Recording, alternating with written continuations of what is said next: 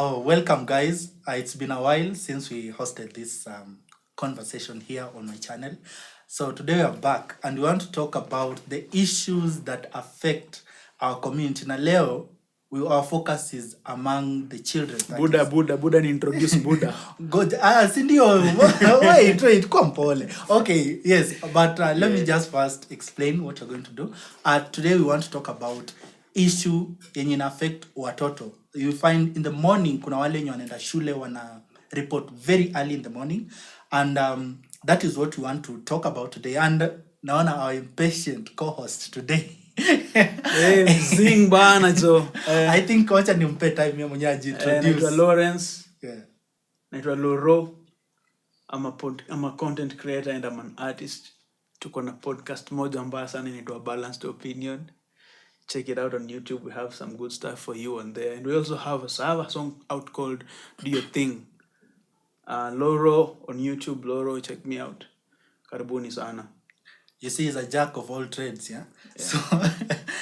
So, your host, I'm Bravin Yuri, as you know me by that name. Definitely, mimi sina vitu mingi za kusema. The rest mtapata kwa hii channel. So, today, our focus is on what kids go through. Especially, unajua unaweza fika time fulani, unaenda job hivi morning wakati umerauka hivi. Then, kwa njia, unakutana na tutoi, watoto wa pre-unit hivi ama grade 1, that is wameka bag ingine mzito kwa mgongo wanakakaa Kobe, alafu wako wanaelekea shule, wengine wanasinzia unaona. So unaweza fikiria ni Kobe kamebeba shell kana move shule hivi, then unapata wanaenda kwa stage, unajua wanangojea gari again. It's very early, ni kitu kama 3 ama 4 hivi, watoto wako kwa njia.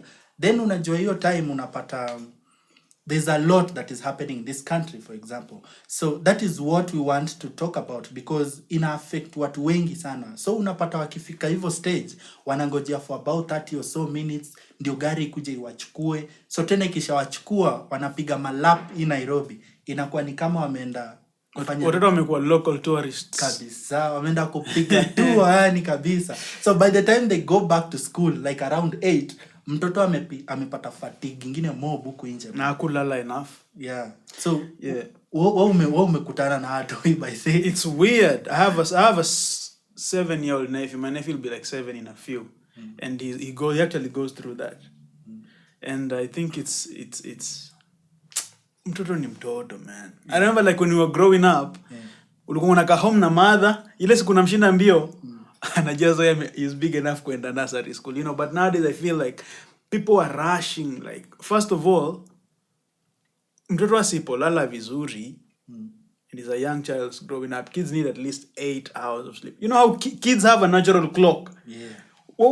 Mtoto anakuamshaga asubuhi, usingizi ya mtoto ikisha kaingo malazi anamkaga. You know. So if a child is amesimama at the bus stop and a doze, ni kumaanisha they didn't get enough sleep. How do you expect a 6-year-old, 7-year-old to concentrate in class na akona sub backlog ya usingizi mobenye, unaelewa? I don't understand. I also wonder, is it really necessary? Is it worth it? Is it worth it? Is it worth it? Because on top of hizo vitu zote, on top of not getting enough sleep, because of how the system is set up nowadays, the education system is so complex for kids. Unaelewa? So if things are harder than they used to be back in the day, and then the kids are not getting enough sleep, it's like you're adding petrol to the fire. I think it's horrible. I do not have kids. I can't speak as a parent, but I feel like maybe wazazi inafaa wakwe na solutions, like meaningful and sustainable solutions. Maybe upeleke mtoto kwa malazi saa 2 usiku or something. Now you know now unajua what most parents are much concerned about is performance. So they have decided to make performance a priority other than the health of the child. Which is because mimi nakumbuka back in the days bana, mimi nilikuwa nasinzia kwa shule, hiyo siwezi kudanganya. It's because tulikuwa tunaenda mpaka evening preps, you know. Now you can imagine nilikuwa kama in class 8 hapo 7. So unasinzia daro because mlitoka late, umetoka prep like 9, uende job upige ma assignment nini, unalala kitu kama around 10 hata si 10 around 12 to 1, then you wake up by 4 uende chuo. So you can imagine a toddler anaamka. Nakumbuka most of the times those who do this, unapata hiyo kazi imeachiwa, like the maids do it, The house help, so yeah. the house help is doing it, the house manager that is, and wewe mzazi umedoze, mtoto wako anaamka mbele yako, anaenda anaekuwa stage. You do not know how secure they are kwa hiyo stage, if they'll be hijacked or anything that can happen. Then wewe umelala huko ndio amke 6 uende shule, na huyo mtoi hajapata enough sleep. Then unapata sasa when they are in school wanasinzia tu, day. Yeah, or ama walale ndani ya basi wakipiga hiyo tourism. On top of the health implications, first of all, I think it's counterproductive kufikiria hivyo. Kama uko concerned na productivity ya mtoto na mtoto mwenyewe halali ya kutosha, like unajaribu kuachieve ni kama it's dumb. It's stupid. Like mtoto hata soma, hata concentrate, hata lala class. But besides the physical toll that a lack of sleep takes on the child, there's also the social aspect of it.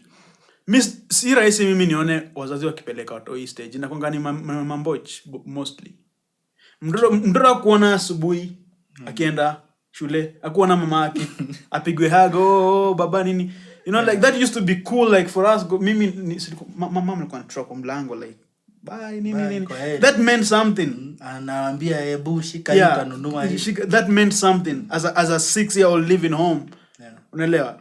That meant something. So mtoto anakaa siku yote akiwa anxious, aliamka kuona mom, amepiga 1.5 hours lap kwa gari, amechoka before atakaidaro, alafu hajalala. Like there's so many negative things that are lined up. There's so much negative things that come with that particular issue. But I think instead of talking about how messed up it is, I think we should try to focus on maybe what are some of the solutions. Because actually kwa chenye umesema, you know, unapata morning haoni mzazi, then by the time inafika jioni akirudi pia hawaonani, because unapata the child amekuja amechoka, amekula doze, we naye labda kama ni mzae ako nje ameshinda na mabeshte, maybe pia mzazi ana work late.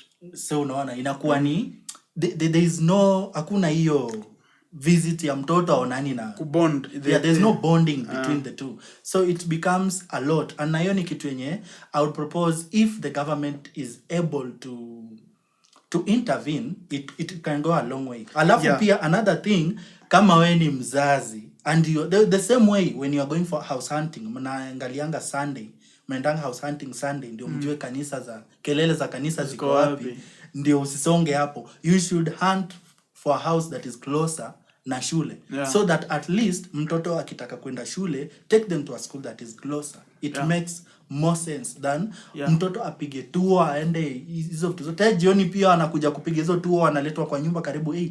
I think also have another vibe, a more practical solution. I think parents should organize private. By private, I don't mean gari. I mean like you should have like a reliable way of getting your child to school without necessarily. Of course, sometimes chuo ziko mbali naelewa, and there's the cost. It's convenient kwa mtoto kwa basi. But mazee kama mtoto hajalala na nini, I think it's important upange vile utafikisha mtoto shule hiyo time hata kama ni kwenda naye kumweka kwa matatu, umpandishe uende naye umdeposit kwa chuo alafu urudi. I think that is more sustainable. Kwa sababu iko na advantages mbili. First of all, you get to spend some time in the morning with the child, get to understand where their mind is, you get to put them in the right vibration kabla ende shule. Alafu you save that child all that pressure and that hassle ya kuamka, kimbia, panda gari, unaelewa? So I feel like mzazi organize a way of get, hata kama ni kutafuta mseo pigi mwenye unaweza trust or something, afikishe mtoto. I think that's also if about reporting on school on time, which time do you think should be at least the most appropriate time kwa toddlers, that is kwenda shule? Watoto wadogo bana, mi mtoto bora classes zianza saa ngapi? Roughly 8:30. Bora mtoto afike, mi nasema around between a quarter to 8 and about a quarter past 8. Sema tu saa 2 it would be a really good time. Saa 2 kajua kanakoga kametoka. There's birds outside singing nini. A 4-year-old has like 16 teeth, bro. That child has no business waking up before the sun is up. That is absolutely unacceptable in my world. And if I ever have kids, they will wake up when they wake up, you know. Imagine wewe uko miaka 6 umegewa alarm. Umeanza kugewa alarm ukiwa miaka 6. Even you're not relying. Me even right now, like when I have really hard days, I struggle. I sleep through my alarms sometimes when I have really hard days at the age of like 29. So imagine a 6-year-old that woke up in the morning, didn't see mommy, then went and had a horrible day at school, maybe got picked on. Came back home, didn't spend enough time kwa sababu akona alilala usiku, amefanya ma homework. Alafu tena ngware tena amemshona ki alarm 5:30. Just it's horrible. Yeah, so 8 standard time. I once asked about that issue. Then there was a response that is from so many people who are proposing that homeschooling could be a viable also solution. So do you think homeschooling can work out? Homeschooling has always been a fancified, it's a sensational idea, but there are disadvantages to homeschooling. You take away the advantages of socialization that a school environment provides for the child. So I mean, homeschooling could work, but at least for the first 5 or 6 years of schooling, ni poa mtoto asome a school, especially like a school with a lot of kids. So thank you guys for tuning in today for this episode. If you have any feedback or you have any comment or suggestion for the same topic, that is, you can just drop a comment for us and I'll be able to take it through. So thank you once again, and do not forget to like and subscribe to this channel and turn on the notification so that you can always get more of our episodes in future. That's all I can say for today. Round two. Yeah, bye for now. Thank you.